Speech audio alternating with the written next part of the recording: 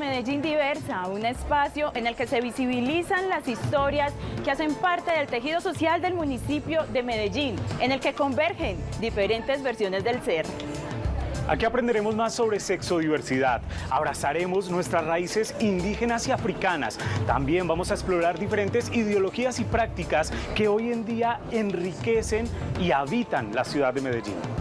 Empecemos entonces con la primera historia, en la que el tejido es una expresión genuina de los pueblos originarios. Una práctica en donde mujeres indígenas tejen la vida en la ciudad.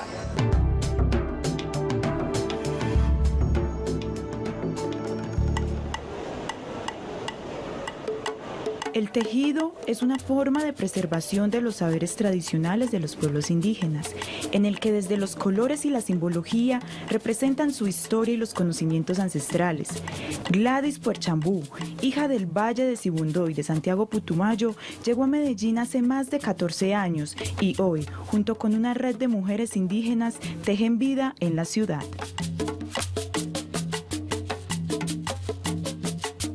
Huanquitu Cuicunamanda, Nucasuti Canim Gladys Elena Puerchambucha soy, Canim indígena Inga y Samuconeme Putumayomanda. Ña Kaya Tunalpape, Yucanim ña Chungo Chuscowata y Chamushkane Yachaiku Kungapa.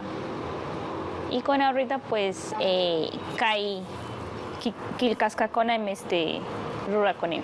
En el momento pues me encuentro trabajando, laborando, estudiando y laborando en lo que nos gusta, que es el tejido. Le adjudica sus saberes ancestrales a su padre, un líder activo en los procesos comunitarios del Valle de Sibundoy. Fue él quien a los 7 años de edad la adentró junto con sus hermanas al mundo artesano. El culpable es mi papá. Y él siempre nos llevaba a todos lados. Nos llevó a donde una profesora, se llama Mercedes Jacanamijoy. Y ella siempre trabajaba con la chaquira. Entonces, ella fue la que a mí me enseñó a hacer la primer florecita en mostacilla. A mí, a mis otras 2 hermanas, las 3 hermanas mayores que somos. Y de ahí fue que empezamos a tejer. Y es que el tejer refuerza la identidad de las comunidades originarias y el de su entorno. Por eso, los rituales de purificación son parte esencial de la rutina de Gladys, junto con la red de mujeres indígenas cada vez que se reúnen para realizar esta práctica ancestral, pues les resulta importante mantener una conexión armoniosa con el espacio y las personas que lo habitan. Con estos saumerios tratamos de limpiar todas esas malas energías. Hoy lo hicimos aquí con mis compañeras, es porque este espacio es desconocido para nosotros. Entonces, si queremos tejer, tenemos que tener como esa disponibilidad para que las cosas salgan bien.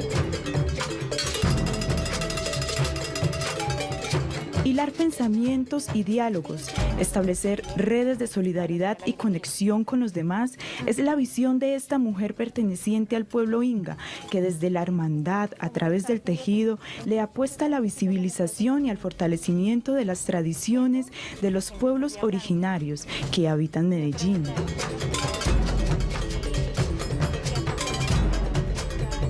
Y creo que mi prioridad aquí en la ciudad ha sido más bien la parte cultural, la parte de fortalecimiento de nuestros saberes, de la lucha de reivindicar parte de nuestros procesos culturales aquí en la ciudad con mis compañeros indígenas, estudiantes y otros compañeros indígenas, y dar a conocer a Medellín parte de lo que nosotros somos, porque el tejido es solamente una parte pequeñita. Aquí hay mucho más. Es ella, una mujer valiente que se siente orgullosa de ser indígena y que es primordial en el engranaje para la reproducción y el sostenimiento identitario, no solo desde esta iniciativa cultural que mueve la economía de la ciudad y de su comunidad, sino también dándole vida a pensamientos como el Suma Causay. Suma Causay es algo propio de los pueblos indígenas, pero yo siempre lo he sentido muy propio de mi comunidad, porque el Suma Causay, el vivir bien o el vivir bonito, es como tener ese equilibrio. Ese vivir bonito también es el respeto por esas diferencias que todos tenemos. El término más apropiado, o soy nativa, soy indígena, soy de esta tierra, pues no debería sentirme mal. Yo soy indígena y hoy en día yo puedo decir, yo soy muy orgullosa de serlo.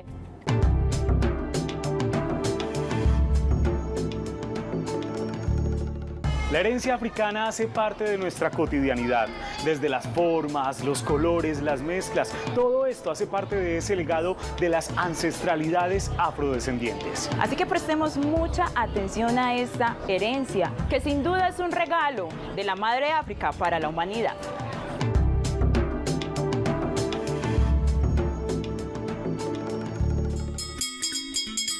Betsy Maylis Romaña Blandón es una mujer chocuana, nacida en el municipio Carmen del Darién. Habito en Medellín hace más de 2 décadas. Una mujer apasionada y agradecida con la vida, que cree que es posible vivir y disfrutar sus derechos y que cada ser humano tiene un lugar importante en el universo independientemente de su etnia, su origen y su condición. Betsy Maylis Romaña Blandón, desde muy temprana edad, se propuso llegar muy lejos y para ello debía migrar de su pueblo natal, el Carmen del Darién.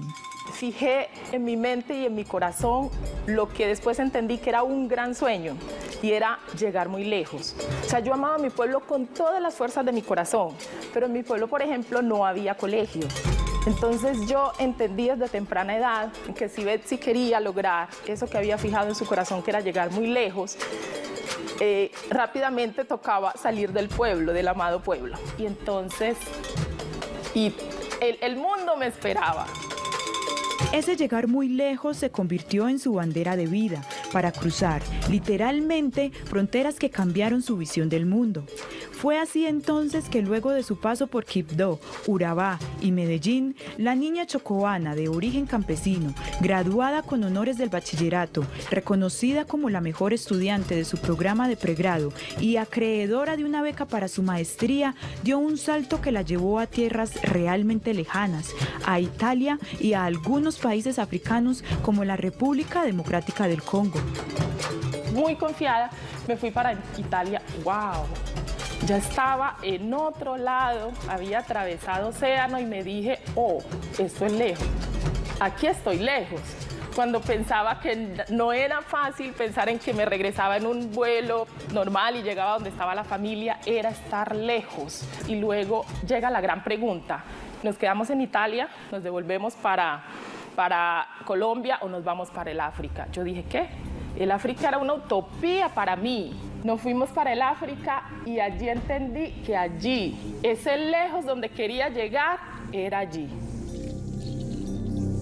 Su experiencia en el África le permitió comprender mucho más de cerca que las formas y los colores hacen parte de esa herencia africana, siendo esta un puente para conectar la afrodescendencia con la humanidad. Entonces entendí que el color hace parte de esa herencia, de esa vida. Tú entras a las casas y si uno lo va profundizando, acá en Colombia entras a las casas de poblaciones donde la mayoría de la población es afro y el color está. Pintan su casa de color, de amarillo con azul, de rosado, de color. Y si entras, la decoración, los accesorios, las cortinas, el color está en todas partes. Está en todas partes. Los colores, un legado que también hace parte de la capital antioqueña, presente en sus espacios y su gente. Que hay que traer esa África y contextualizarla en Medellín. Y que hay mucho, tú lo has dicho, hay muchísimo. Así como decimos que si nos vamos a los territorios mayoría de población afro lo encontramos, si en Medellín visitamos esos sectores donde hay gran concentración de población afro, allí encontramos ese referente. En las casas vamos a seguir encontrando referentes de esto que estamos hablando. En el vestuario de las personas, aquí en ciudad, hay mujeres como yo, por ejemplo, yo nunca supe que estaba de moda, nunca pregunté por la moda, siempre me vestí como quise. Y como quise fue el color y el estampado, ¿cierto? Y así hay muchas mujeres, más mujeres, pero también hay hombres que se visten de color aquí en la ciudad de Medellín y que van a la oficina con el color. Y eso es bello. Y eso es importante porque en últimas quienes definieron que los colores para las fiestas, que los colores elegantes, que no sé qué, son esos que son pasteles, que son suaves, que son no sé qué, no fuimos nosotros y no fuimos nosotras. Entonces poder decir cada vez con más fuerza que el color también puede ir a la oficina, que el color también puede venir a la televisión, que el color puede ir donde quiera llevarlo, quien lo porte, eso es muy importante. En Medellín hay muchísima herencia de eso. Mira, y no solo para las personas afros, en las calles vemos ese color. Las personas se visten de amarillo, de azul, de rojo.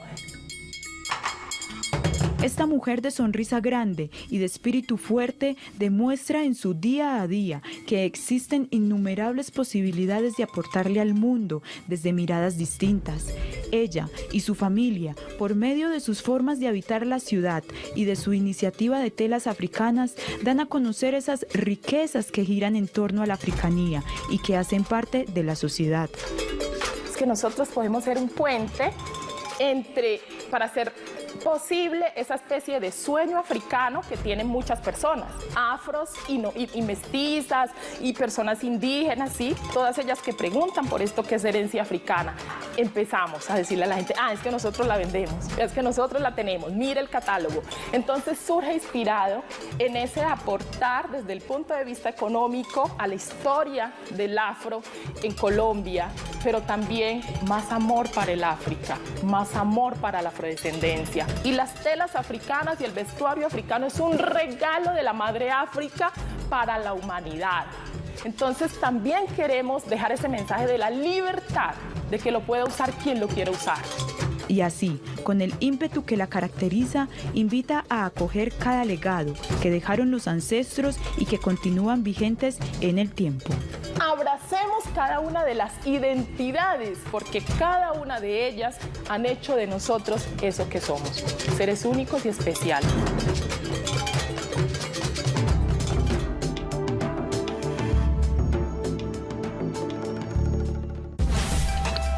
Estás viendo Medellín Diversa.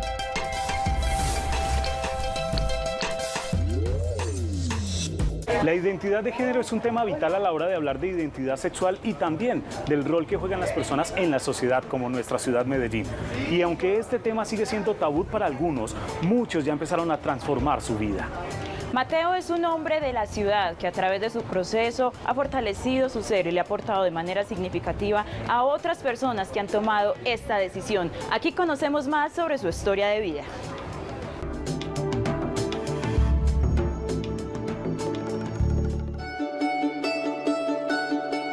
¿Quién soy? Una pregunta que resonó durante la adolescencia de Mateo García Cano, un joven de 24 años de la ciudad de Medellín quien, a temprana edad, desde el silencio cuestionó constantemente su identidad. Las etapas de su infancia transcurrieron sin ningún contratiempo. Una infancia tranquila y bonita, esas son las imágenes que rondan su memoria. Recuerdo que tuve una buena infancia, fue una infancia feliz. Preocupándose de lo que uno se preocupa es a jugar, y sí me acuerdo que por ejemplo no me gustaba estudiar, pero sí, pues recuerdo como buenos momentos con los amigos y siempre como con mis papás ahí al lado, pues una infancia bonita. Vestir ropa para mujer nunca fue de su agrado, un sentimiento que fragmentaba ideas históricamente establecidas por la sociedad y que a pesar de que Mateo tenía una vida como mujer homosexual, eso de salir del closet le era totalmente ajeno. Pero cuando vos te das cuenta que te sentís diferente cuando hablamos de género, ya es algo más interno, es más como un choque o un cuestionamiento interno de decir, pues pucha, ¿qué voy a hacer? Pues yo, ¿quién soy? ¿Cierto? Y me dio mucho miedo empezar en ese momento y no lo hice de inmediato, porque no me sentía preparado, porque no me sentía listo y además no sabía cómo hacerlo. Yo en ese momento no tenía ni idea de que existía la posibilidad de transitar en el género, por ejemplo. La conquista de espacios en la ciudad y relacionarse con personas que desde su diversidad sexual le enseñan al mundo diferentes maneras de coexistir, le permitieron explorar más y tomar la decisión de no anular lo que por años deseó ser. Y empecé a movilizarme en espacios como más diversos, empecé a conocer otras personas trans y me di cuenta que eso era posible. Yo ya sabía que era y yo no tenía por qué convencer a otro de eso. Y aunque su accionar fuese un tanto inaceptable ante el mundo, Mateo encontró respaldo incondicional en su madre, su padre, su mejor amiga y su pareja actual, pues han sido pilares fundamentales para continuar avanzando en este camino de transformación que le permitió afianzar su identidad y enfrentar nuevos retos. En este proceso yo he tenido 4 personas que para mí han sido fundamentales. Te voy a hablar de 4 personas y 2 espacios. Han sido Baena, que fue mi mejor amiga, mi mamá, que ha sido fundamental. Yo creo que sin ella no sería ni la mitad de lo que soy. Mi papá, que desde el permitir y desde la distancia ha permitido también que yo sea a plenitud lo que he querido ser. Y la pareja que tengo ahora. Porque entre esas 4 personas han sido personas que cada una desde su forma de ser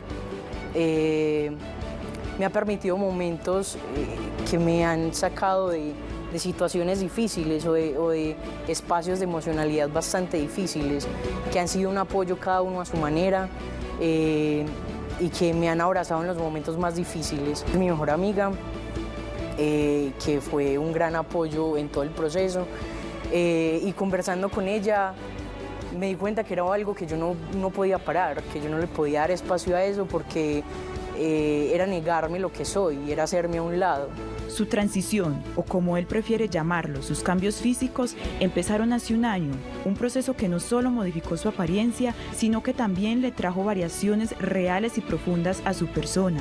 Pero fue un proceso que yo empecé mucho antes porque uno aprende que hacer un proceso de transición no es solamente hormonas y no es solamente los cambios físicos, sino que este proceso a mí me ha permitido no solo construirme como hombre, sino como persona y comprender además que eso también implica unos procesos internos, que es que a mí lo que me hace hombre no son las hormonas, sino pues ser. Desde su activismo social llega a diferentes escenarios para deconstruir y resignificar ideales e impactar realidades de personas que como él han tomado la decisión de asumir sus vivencias de género libremente.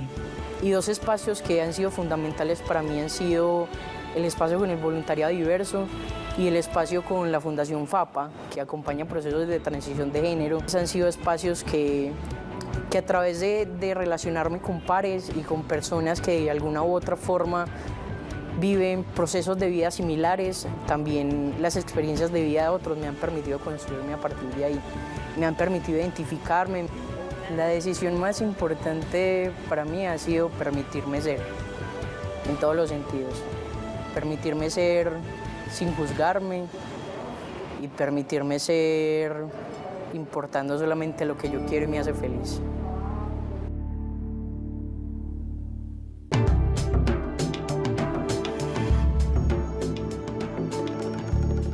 Vida en línea recta es la filosofía de los Striders, un movimiento en el que sus integrantes le dan la espalda de manera radical al alcohol, a las drogas y al tabaco. Y como en todas las subculturas, la simbología es algo muy importante también de representar. Con una X, los Straight Edge nos dicen no a esas prácticas nocivas. Conozcamos un poco más acerca de este grupo.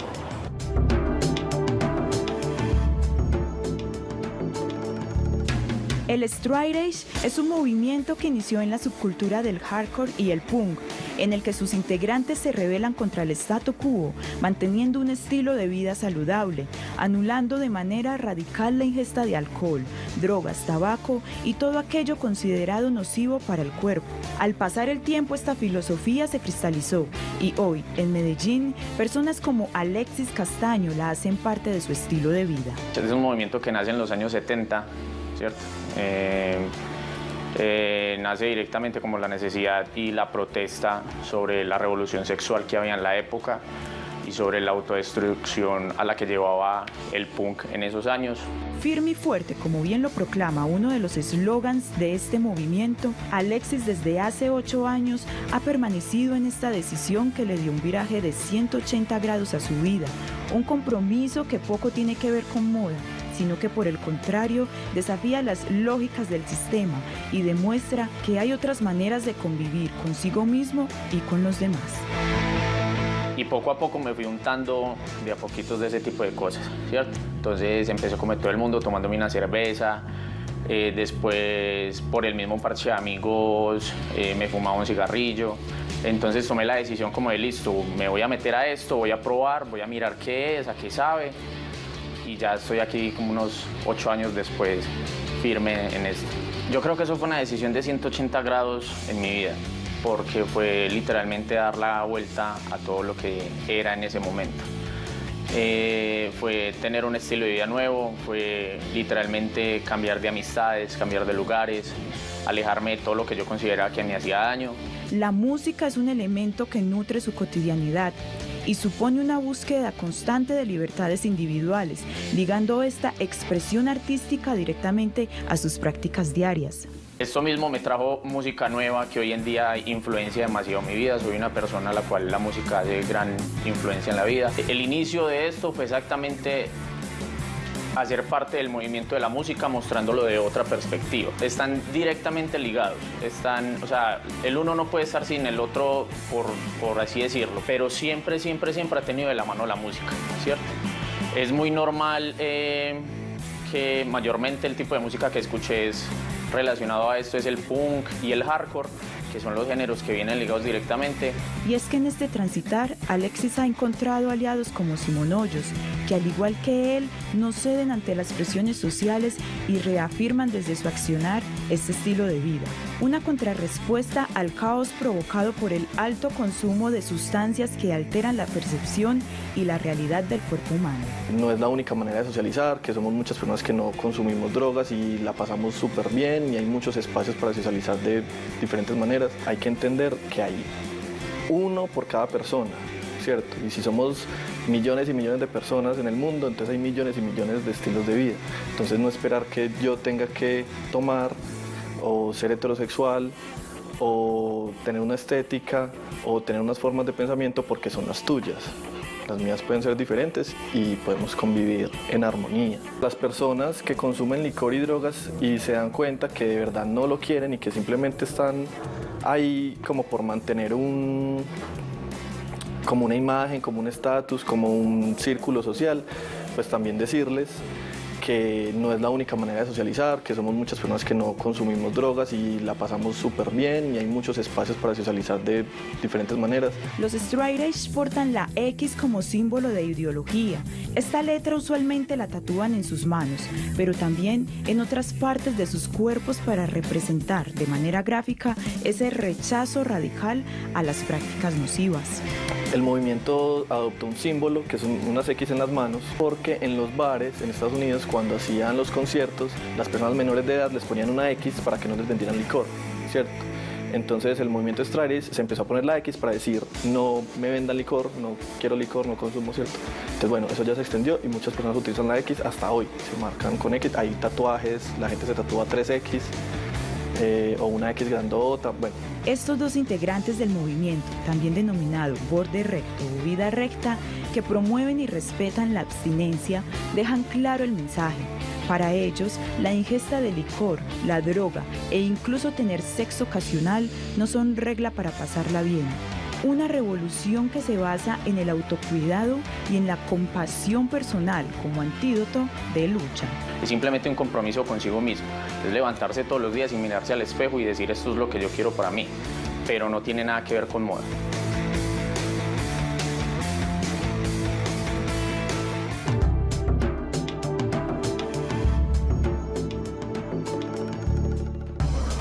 Hemos llegado al final de este capítulo de Medellín Diversa. Recuerden que pueden conectarse con nosotros a las 3:30 los sábados o los miércoles a las 4:30 de la tarde. Por aquí, por Telemedellín, aquí te ves.